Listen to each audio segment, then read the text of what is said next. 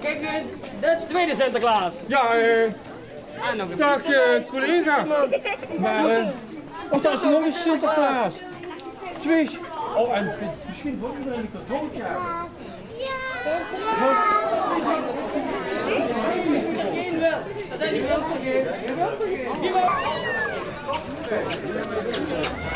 Alsjeblieft. Nou, je zien elkaar nog, hè? En dan gaan we vanavond eens goed zeggen. Dag Hoepelpiet. Jij bent toch Hoepelpiet, hè? Ja, moet je zo doen als een Piet doen. Hoe moet je hoepelen? Nee, hè?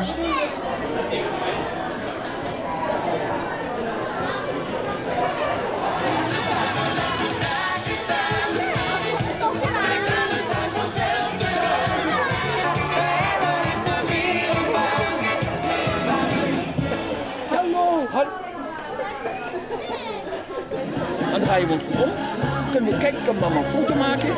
Ja, dat is een mooi knip bij je. Dat is zeker.